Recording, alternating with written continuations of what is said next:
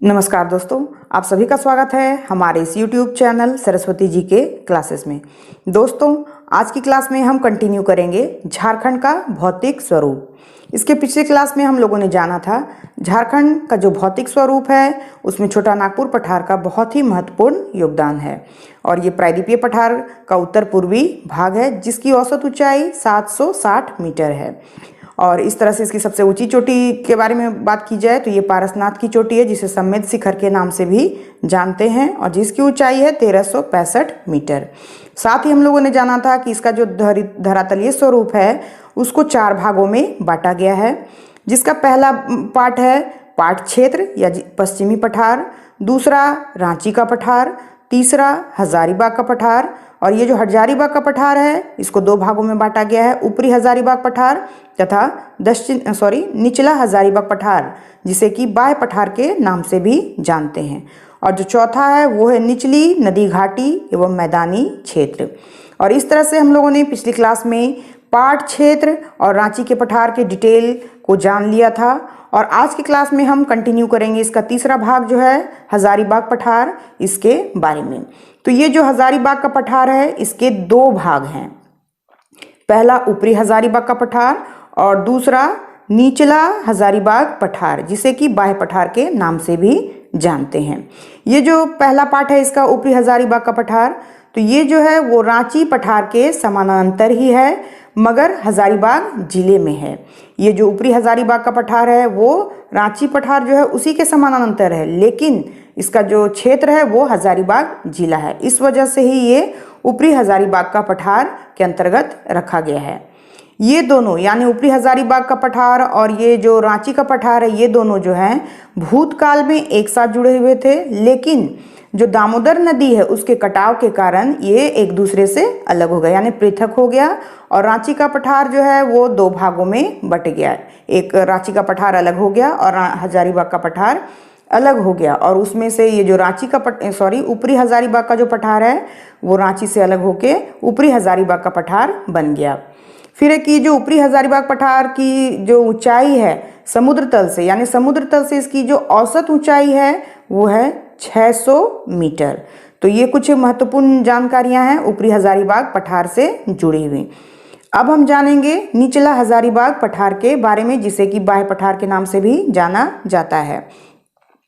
क्यों जाना जाता है? क्योंकि ये छोटा नागपुर का बाहरी हिस्सा है। ये जो निचला हजारीबाग पठार है इसे बाह्य पठार इसलिए कहा जाता है क्योंकि ये छोटा नागपुर पठार का बाहरी हिस्सा है, इसी वजह से इसे बाह्य पठार कहा जाता है। साथ ही हजारीबाग पठार के उत्तरी क्षेत्र को निचला हजारीबाग पठार कहते हैं। अब इसका नाम निचला हजारीबाग पठार क्यों पड़ा है? क्योंकि ये हजारीबाग के उत्तरी क्षेत्र में है, इसी वजह से इसे निचला हजारीबाग पठार कहते हैं। और झारखंड का यह निम्नतम ऊंचाई वाला पठारी भाग है, यानी झारखंड में जो पठार हैं उनमें ये निम्नतम ऊंचाई में आता है। अब ये तो हम जान ही चुके हैं कि छोटा नागपुर पठार का ये बाहरी हिस्सा है, इसी वजह से इसे बाह्य पठार भी कहते हैं। अब है कि समुद्र तल से इसकी औसत ऊंचाई देखी जाए तो ये 450 मीटर है। निचला हजारीबाग पठार जो है समुद्र तल से इसकी औसत ऊंचाई 450 मीटर है। इस क्षेत्र में गिरिडीह के पठार पर बराकर नदी की घाटी के निकट पारसनाथ की पहाड़ी स्थित है, जिसकी ऊंचाई 1365 मीटर है। ये जो क्षेत्र है निचला हजारीबाग का पठार, तो इस क्षेत्र में गिरिडीह के पठार पर, इसी क्षेत्र में है गिरिडीह का पठार और इस पर बराकर नदी की जो घाटी है उसके नज़दीक ही है पारसनाथ की पहाड़ी, जिसकी ऊंचाई 1365 मीटर, यानी हजारीबाग का सबसे ऊंचा एरिया हो गया ये पारसनाथ पहाड़ी सबसे ऊंचा क्षेत्र है गिरिडीह का, और जिसकी सबसे ऊंची चोटी है सम्मेद शिखर। और यह जो निचला हजारीबाग का पठार है यह अत्यंत कठोर और पायरोक्सिन ग्रेनाइट से निर्मित है। यानी निचला हजारीबाग पठार का निर्माण कैसे हुआ है? तो कठोर पायरोक्सिन ग्रेनाइट से ये बना हुआ है। अब हम आगे जानते हैं। चौथे नंबर पे आता है निचली नदी घाटी, जिसे कि राजमहल की पहाड़ी के अंतर्गत भी हम कह सकते हैं, एवं मैदानी क्षेत्र। यह क्षेत्र असमान नदी घाटियों एवं मैदानी क्षेत्रों से मिलकर बना है। ये जो निचली नदी घाटी या राजमहल की पहाड़ी है और मैदानी क्षेत्र, ये जो है असमान नदी घाटियों और मैदानी क्षेत्रों से मिलकर बना है। समुद्र तल से इसकी औसत ऊंचाई देखी जाए तो 150 मीटर से लेकर 300 मीटर तक ये ऊंचा है। औसत ऊंचाई है इसकी 150 से लेकर 300 मीटर तक। इस भाग में स्थित राजमहल की पहाड़ी जो है वो बिहार के कैमूर के पहाड़ी क्षेत्र तक विस्तृत है। चूंकि इस क्षेत्र में राजमहल की पहाड़ी है जिसका विस्तार बिहार के कैमूर पहाड़ी क्षेत्र तक है। ये क्वेश्चन पूछा जा सकता है कि राजमहल पहाड़ी का जो विस्तार है वो बिहार में किस पहाड़ी क्षेत्र तक है, तो कैमूर के पहाड़ी क्षेत्र तक। अब है कि राजमहल की जो पहाड़ी का विस्तार है वो झारखंड में दुमका, देवघर, गोड्डा, पाकुड़ का पश्चिमी भाग तथा साहेबगंज के मध्यवर्ती एवं दक्षिणी भाग तक है।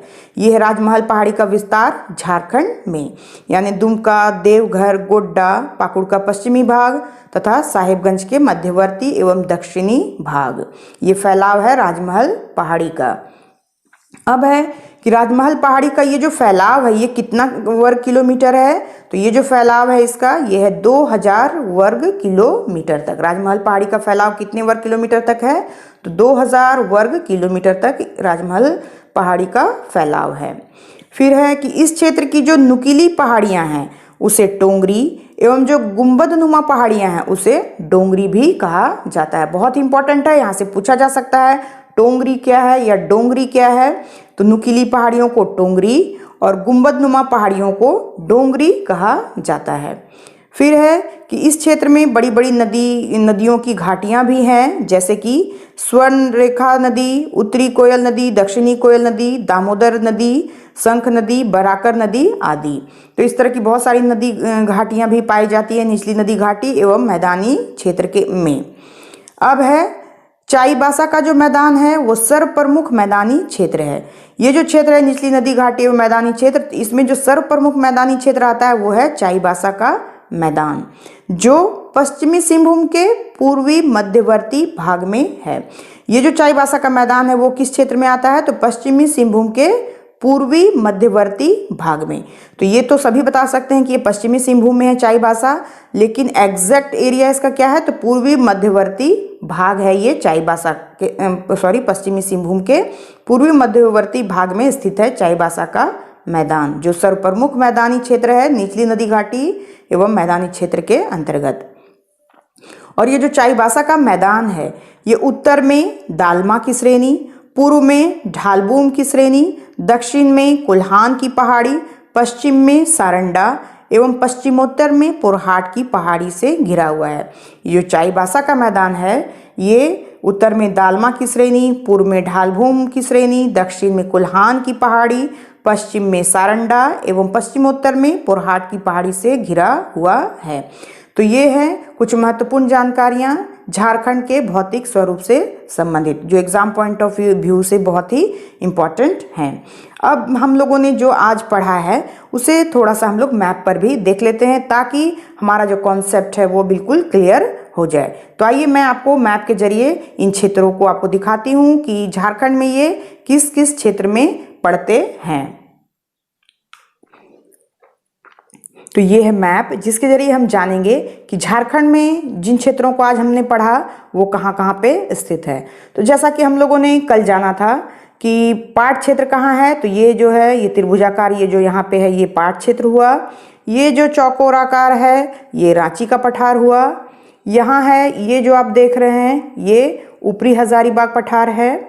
और इसके जस्ट ऊपर यानी उत्तर की ओर ये जो एरिया दिख रहा है ये है निचला हजारीबाग पठार। फिर इसके ये जो ऊपरी हजारीबाग पठार इसके जस्ट नीचे है दामोदर बेसिन। फिर इसके बाद इसके उत्तर पूर्वी भाग में यानी ऊपरी हजारीबाग पठार या जो हजारीबाग का पठार है इसके उत्तर पश्चिम भाग में है उत्तर कोयल बेसिन। फिर इधर आता है उत्तर पूर्व जो क्षेत्र है उसमें आता है राजमहल की उच्च भूमि और उसके जस्ट ऊपर नीचे है ये गंगा का मैदान।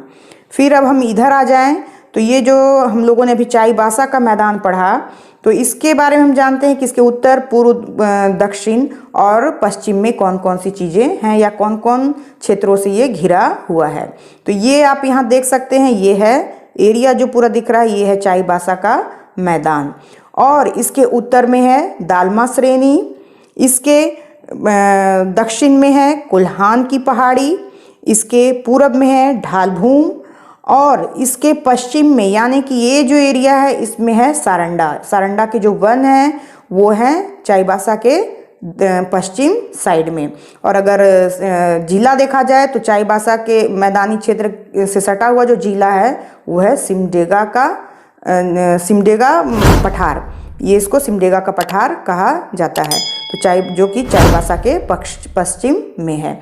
तो यहाँ आप देख सकते हैं कि चाईबासा के मैदान के उत्तर में ढालमा श्रेणी, पूरब में ढालभूम, दक्षिण में कुल्हान पहाड़ी और पश्चिम में सारंडा और साथ ही सिमडेगा का पठार।